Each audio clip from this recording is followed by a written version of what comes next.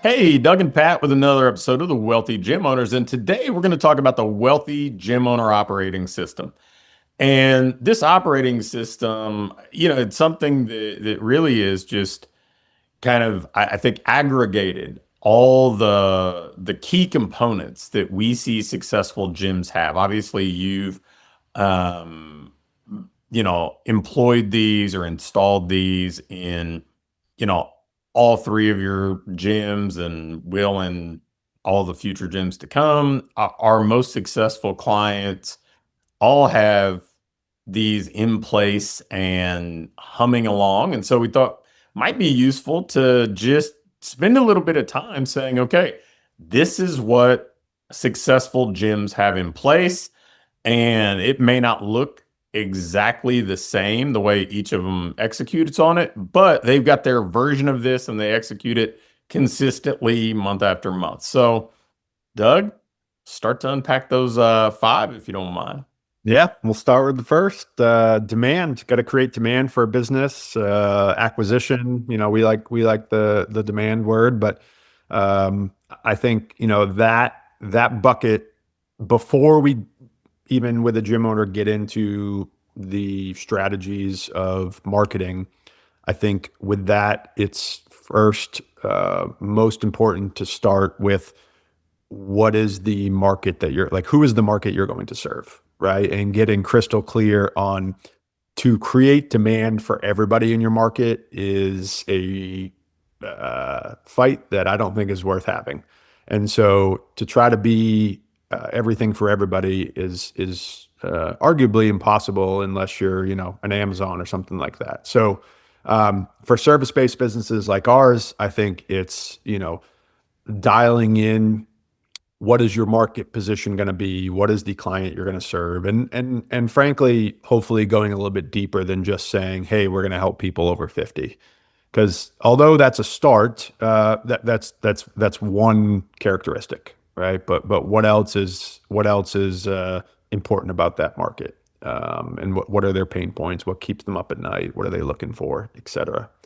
Um, and then, of course, it would be installing the monthly marketing plan and making sure that that is not only, of course, documented, but we use the term install a lot to really show that documentation is step one, but it actually then has to be delivered and run on a monthly basis. So whether that's what you're doing for paid ads, what you're doing for referrals, what you're doing for a deadline driven offer, making sure that we have a consistent monthly marketing plan in place creates consistent demand, which is what we're looking for.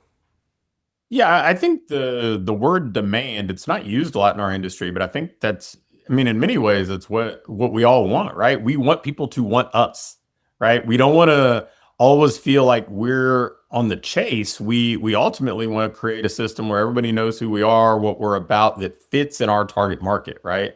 And it is kind of canvassed in our respective communities. So people know what we're about, who we help, the outcomes we can help people achieve. And so there's like the more somebody knows about us, we want it to be almost magnetic, pulling people towards us. Yeah, we're going to have to guide them, and that's what the monthly marketing plan really is kind of grabbing somebody by the hand and leading them towards you, because we're asking people in most cases to change behaviors. But um I think that, yeah, there's definitely uh, a kind of a, for maybe lack of a better way of putting it, a choreographed way of creating demand in your market that the combination of these respective systems, um, allows you to do. So that's kind of system category one. What's number two? Number two is going to be conversion, which is a big theme in our world right now, because I think to give our clients credit, they have a lot of them have installed the monthly marketing plan and dialed in their kind of ideal client and who they want to serve. But leads need to become clients. And, we're seeing this a lot right now. I know for our gyms, we are running a sweepstakes giveaway play this month, and we're 48 hours in and have over 100 leads, which sounds amazing. But if none of those leads walk in our door, it's just a great list builder, which again is a win, but that's not going to grow the business. So I think the system two being conversion is all about how do we organize those leads when they come in? How are we following up with them to make sure that follow up is not this erratic, random thing, but this consistent and predictable process that has both automated and manual outreach.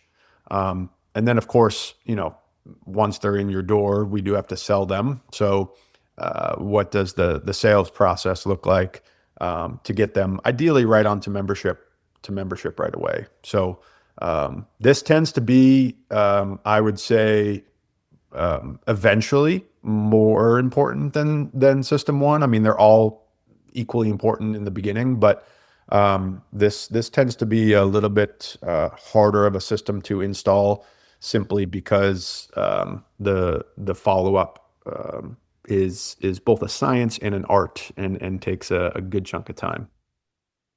Yeah, I think that, kind of like I touched on with the kind of marketing piece that comes with demand creation. There's this kind of inherent understanding that we have to have. Like we're asking people to get out of their comfort zone and change behaviors. And yeah, we know the value that we provide. We know all the positives that we can bring to somebody's life. But the easiest thing for any of us to do is just to continue down the path that we're currently on. And so when you talk about kind of a science and an art, there's, the frequency and the consistency and the multifaceted approach that we take. But then there's also a lot of the way that you're connecting with people and kind of, you know, bringing down their defenses of, being uh skeptical or reverting back to maybe experiences that didn't go the way they want. And so, yeah, I think that's something that we spend a whole lot of time with people on because, yeah, it is challenging. And frankly, um, some of the mechanics of it can get dated kind of quickly if we think about like text messaging. Text messaging is a wonderful example of this, right? Like early on, text was like the game changer by itself because if somebody got a text, they opened it and it hadn't really been hijacked by the marketing world so much. But now, most every,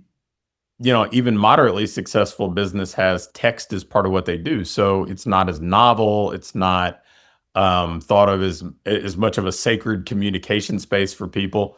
So, that's when you have to blend in other stuff like phone calls and things to really maximize this. So I think that it's, and that's probably an interesting sidebar. Like systems are never done, right? Like they're always continuing to evolve. And so we get them installed and then we continue to optimize them. So that's system two. What do we have for system three? So we've sold them. Now we got to service them. So that would be your delivery and retention, keeping them. And that really comes back to, I think we like the word choreograph and trying to choreograph as much of the experience as possible, knowing that it's a service business. So it's never going to be, completely, we're not trying to build an assembly line here, right? There's the relationship factor. But I do think there are certain things that you can create to just keep a consistent client experience and get them a part of the community. Because if they're a part of the community, frankly, even if the experience is not awesome, if they have a strong community, they'll most likely stay. So key things in that bucket is going to be what we're doing for onboarding. So that's going to be, certainly the automated stuff that we send them, but I would say more importantly is going to be the manual work of, are you checking in with them after their first week, or Are you ensuring that they're joining the Facebook group so that they get to see all the client celebrations that you post? Again, really choreographing that onboarding experience. Also in this bucket would be, how good are your sessions and what are the standards for your sessions? So that comes back to coming up with your non-negotiables, coming up with the behaviors that you want to see in the session, coming up with the flow that you want the session to every session to go through. And again, kind of key point with all this is, I was looking at somebody's session standards 2 days ago, new client of ours, and the 2-page document of all this stuff that they wanted to happen during a session. And the document, although it had a lot of great stuff on it, the key is, are the coaches actually implementing that? Of course not. Nobody's going to implement a 2-page document in coaching. Like there's too much art. There's too much, it's people, right? It's not a checklist. So simplifying what are the non-negotiable standards and really trying to boil those down. And then the final piece would be, what are we doing to hold these clients accountable and recognize them, and making sure we have systematic ways that somebody doesn't get forgotten about, right? I mean, hopefully with good onboarding and good session experience, these clients stay, but eventually they can feel like they maybe are not treated as special as they were when they were new, or they kind of, just get thrown into the herd and are a number to some degree. And I think if you have really good accountability systems where you're monitoring their attendance, you're reaching out if they don't show, you're recognizing their wins, like when they hit certain milestones. Again, very simple things, but the implementation of those consistently is the real key. So that's the third bucket of delivery and retention. Yeah, and to be fair, the more crowded the market gets, the more I believe retention is just such a key lever, right? Like for years, we saw the industry think about retention through the lens of just longer contracts. And you couple a longer contract with less competition in town, and retention is lack of alternatives and contractual obligations. And now retention has become a whole lot more, you have to win somebody each and every session. You have to win them back because there are shiny objects out there everywhere. There are other people who may be equally as convenient due to proximity, all sorts of different things that might be tugging at somebody's attention. So if you miss on these things, you may have been able to dodge that, if this were 2019 or something like that. But I mean, it's just not an option anymore, and the market's only going to get more crowded. So, yeah, I think that's critical. So, all right, we've come through, you know, delivery, experience, retention. So what's next? So now we have the team piece of it. Hopefully, if you're listening to this, you either have a team or want to have a team. I think it's a critical factor to make sure that you are not the only one doing everything. And that can look different, right? For every one of our businesses. I mean, we have folks that still love doing all the training and just have a virtual assistant that does the admin stuff, all the way up to 20-person teams. So it can look differently, but at the end of the day, it's not just you doing everything. So key things in there is obviously going to be how we're hiring, how we're recruiting to make sure we find the right people. What is our onboarding process for new employees to go through, new team members to go through, and then similar to that client journey that we're going to choreograph, we're really going to try to choreograph those first ideally 60 days of a team member, and what are the things that we want to cover with them. What are we going to train them on? What are they going to practice? And then ongoing, it would be, how are we, just like with clients, how are we holding the team accountable and how are we recognizing them? So building out rhythms, the easiest one being a weekly cadence of meetings where a meeting where we practice and role play some of the things that are easy to slip on. So examples going back to delivery would be, We're going to role play the session standards. We're going to role play, how we recognize clients and how we hold them accountable. So we can teach it to you once, but just like in sports, you don't practice to play once and become good at it. Lots and lots and lots of reps. And I think our one of the big separators in this industry is if you have a team that practices a lot. It sounds very silly saying, but if you again think of sports, think about the teams that practice really well, and it's not just duration. Like the duration does not necessarily mean that it was a good practice, right? The length of the practice. So you could have 5 meetings a week, but if they're all, just a bunch of fluff, then that's not going to move the needle forward. Versus if you had a 30-minute meeting every week and it was all role play based and it was all, hey, we're gonna go deep on mastering this one play, that goes a long ways. So the team side of it, again, it can be a little bit, I won't say messy, but it can be a little bit harder because we're dealing with human beings. We're not, dealing with a checklist. But at the end of the day, it's recruiting for who you want, hiring good people, building out your onboarding, and then holding them accountable. Yeah, the team side of this, I think that's probably there's side pieces of this for everybody that comes in our industry that are pros and cons. I think that if we zoom out, our audience, right, the gym owners we serve potentially could be pretty uniquely qualified to develop great team members. I mean, that's kind of what we do, is help people go from kind of where they are to where they aspire to be. And if we invest in them like we do in clients, we can certainly, I think make some real inroads and have a lot of success. But on the flip side, most of the people who get into this don't have a whole lot of experience with hiring. They don't have a whole lot of experience with onboarding people. It's a lot of learn on the go, kind of do things on the fly and hope it works out. And, when you approach it that way, there's bound to be some missteps. So, I think that when we help people install the team stuff, anytime you're dealing with humans, there's a bit of, uncertainty, but I think that this clears up probably 80% of it when it comes to onboarding and leading an effective team. So we've been through 4. What's number 5?